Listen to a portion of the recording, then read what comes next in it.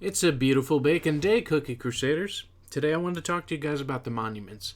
This is something that sometimes I've seen a little bit of confusion on what's to go for first, what can be the most beneficial, and what's really something that can be gotten or maybe shouldn't be gotten. In my personal opinion, just to start out from the bat, I think they're all useful. They all provide residual resources that you can get over time, and it's something that will benefit your gameplay the longer you have it. So we're going to talk about each of them, and then what I feel is going to probably be the most beneficial thing first when you are a new player, and what's going to be most beneficial in the long run. So let's go through all of them. Tick-Tock Clock Tower is a production time of materials and goods of a base of 1%. This is, of course, upgraded when it's maxed out, but we're not going to talk about the maxings right now. We're just going to talk about what they do and how they help. So this is going to make your materials and your goods take less time to produce. So if you find that material and good production takes too long, you want to shorten that, this is the building to do so. Next, this is the Haunted House, where all cookies have an increased critical percent. Now, this is not critical damage. That only just recently came out in the newer monument, which I'll cover. This is the critical percent. So this is the chance that you have to hit a critical strike. And just so you know, with this maxed out, will not be 100% critical chance. It'll only be a fraction. So this is your critical percent chance. The Molten Magma Mountain.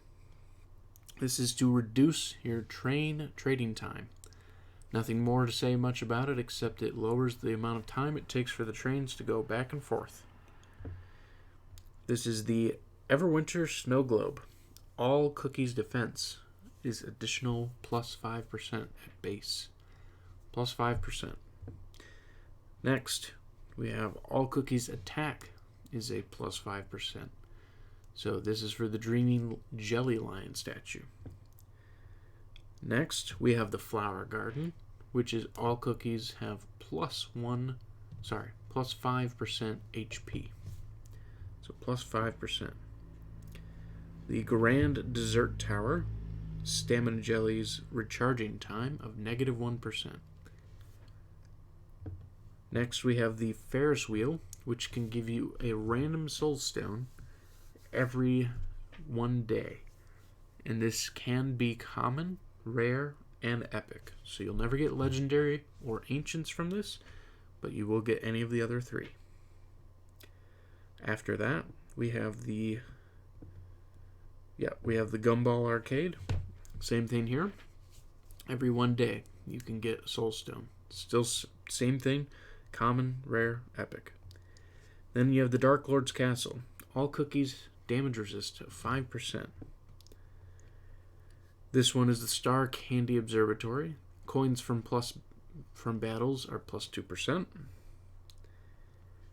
The Zeppelin is a balloon expedition time of negative 1%. The Parfaiterium is a EXP towards a guild every 18 hours.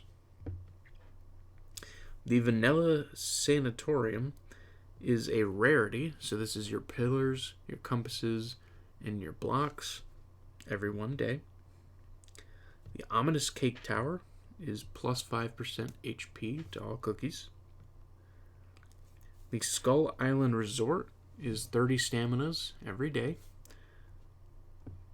The Raspberry Chateau is another rarity every single day.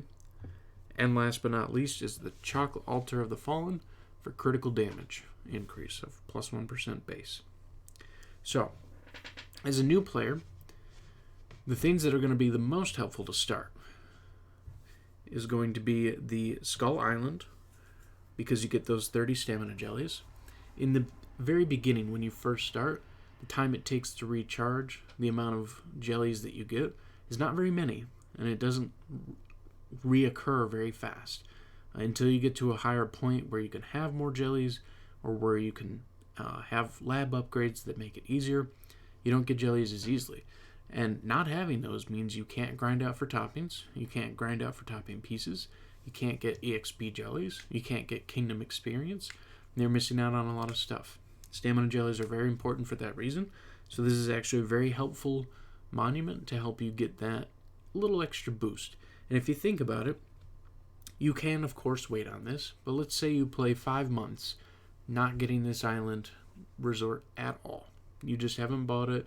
You're like, nah, I don't need it. Well, that 5 months has gone by, and you now have 30 days times 5 is 150 days. And that is 150 times 30 stamina jellies. You've given up more than, let's see, 150 times 30, 3,500 stamina jellies.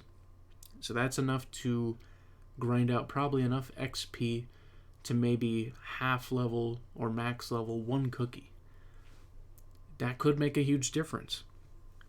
And it's not something that you see an immediate effect on. Of course, none of these monuments have like truly immediate effects other than the stat buffs. But beyond that, it's cumulative. It's a really good resource that builds over time. The next one I think is really important is the Ferris wheel and the gumball. Having these free soul stones every single day. It's like doing gacha pulls for free. You might get an epic soul stone for a cookie that you needed just one more for to unlock. Maybe you needed one more to promote it. It saves you those gems so that you don't have to pull every single time and feeling forced to pull. So you can either save them for other things or just wait until the next cookie comes out and do a bigger pull. And that's how I've been able to save up to the gems I have now, is I've been able to just wait because I don't have the requirement to be pulling them as much, seeing as I'm getting them for free every single day. Same thing happens with the Gumball Arcade. You can, of course, get commons and rares, but here's the thing. If you have those maxed out, that's free mileage you're getting. That means free treasure tickets, free cubes, free EXP jellies, free arena tickets that you can be buying. So many different things in the mileage shop that you can be getting just because of these giving you stuff every day, even if you already have it. And so those two are really helpful to start at the beginning so that you have the option to get a recurring investment for just your one-time gem purchase. And I think that that's worth it. Next, I do think that the rarities from the vanilla and the raspberry, I think those are really important. Those are really hard to get. Between the Tree of Wishes, between the train, it takes quite a while to build those up. And if you're getting 2 of those a day, it's going to really help. Same thing, same situation. Let's say you wait 50 days or 5 months, whatever you've gone through. You're like, I just didn't need this until this point now. Because you're like, I'm focused on 10 pulls and that's what I'm using my gems on. Well, you've now given up about 50, maybe 150 rarities. Times that by 2, so 300 rarities over a 5-month span. That's enough to upgrade a castle level 15 and a fountain level 15 at 300 rarities. If you have, 300 of each, of course. It just makes a huge difference. So this is something that's just, it really helps you build up, really gets you to good spots. Next, after that, I do believe that if you have the resources, because you might have not unlocked it yet, is the Ominous Cake Tower. This can be upgraded to level 50, so this one can go pretty high. This will raise your overall cookies' HP stats. All cookies. And that's going to be really helpful because it just gives you a lot longer that you can survive in battles, a lot longer that you can survive in PvP battles, longer that you can survive in alliance battles.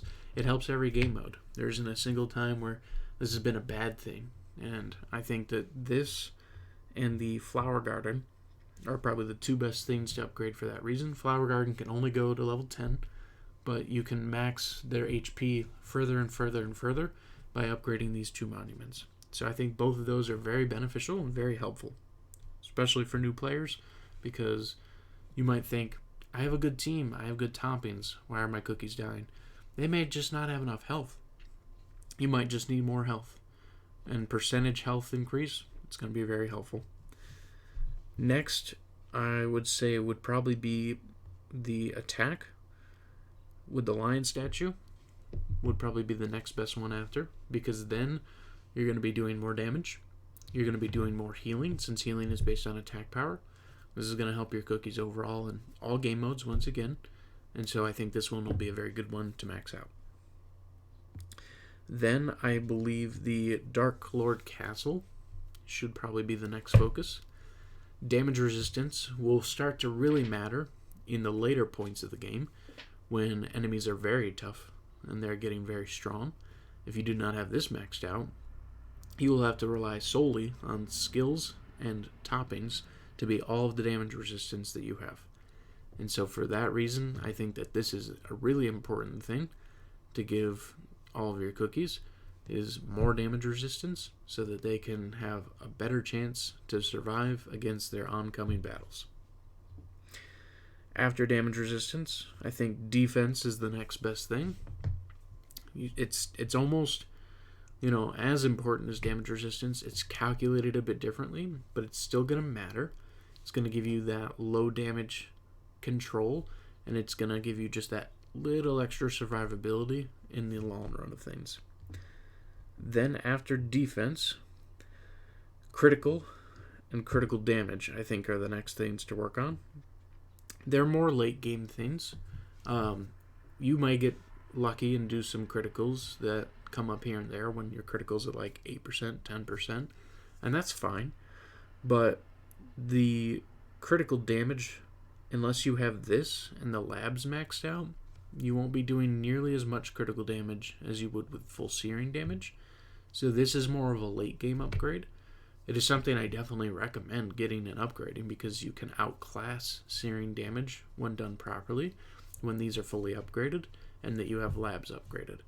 But in the beginnings, you're not going to get as huge of benefits from these that you will as a late game player. So those are ones I say you could probably wait a little further on. Stuff like the stamina jelly recharging time, that's important. Coins, so that you just earn more coins over time, that's important. The goods in production time, I would definitely try to get that if you can. In the beginning, you should be able to micromanage your production to where it's not too terrible, but this will definitely make it much easier. So it is something that you should get. And then lastly, it just kind of comes down to the Parfadium, the Magma Mountain, and the Zeppelin. I think those three are probably my last because I think the train one's honestly the last one. You get some great rarities from there, but the resources there can be a little tough, and they don't have ways to skip things. So you might go days without being able to actually produce and send out a train, and that 100% can happen. And so that's probably my last recommendation of the ones to build, because the guild one, you can still get these guild things running so that you can, once you donate to the guild and make it higher level, you get better perks from the guild itself. It'd be different if this was torches.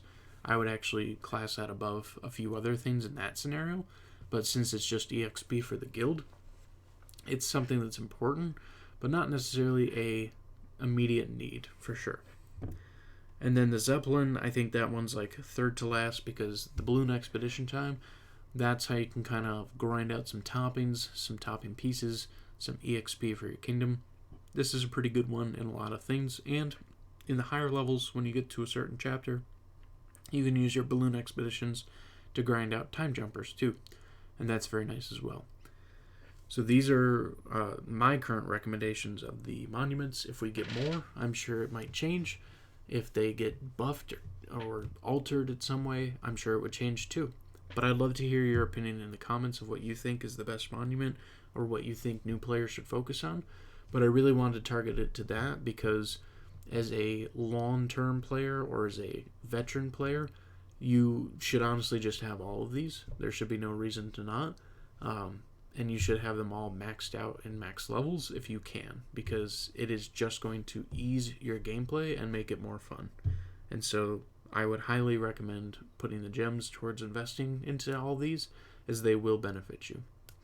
Thank you so much for stopping by, and you guys have a wonderful night.